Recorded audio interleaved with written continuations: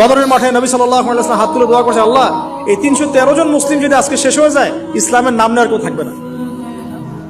দোয়া করতে করতে চাদরটা পর্যন্ত পড়ে গেল। আবু বকর সিদ্দিক দৌড়ে এসে চাদর উঠায় দিলেন, দিয়ে কান্না জড়িত কণ্ঠে বলছেন, হাসবুক ইয়া রাসূলুল্লাহ, যথেষ্ট হয়েছে আল্লাহ রাসূল, যথেষ্ট হয়েছে, আর দোয়া করার দরকার নেই। ইনশাআল্লাহ আল্লাহ সাহায্য নেমে আসবে। আল্লাহ পাকের সাহায্য নেমে আসলো, হাজার হাজার ফেরেশতা আল্লাহ নামিয়ে দিলেন বদরের মাঠে।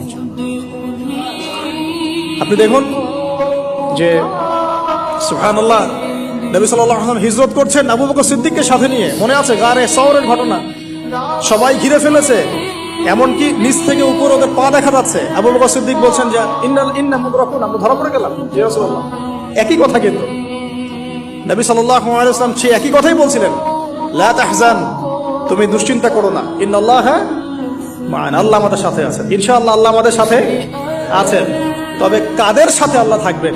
যারা নামাজ পড়ে না, যারা নামাজ পড়ে না, যারা তাওহীদ শিখে না, সুন্নতের উপর আমল করে না, যারা রিবা খোর, যারা মাদক দ্রব্য সেবন করে, জিনা করে, পর্নোগ্রাফি দেখে, যে বেপরদায় চলে, এদের সাথে আল্লাহ থাকবেন।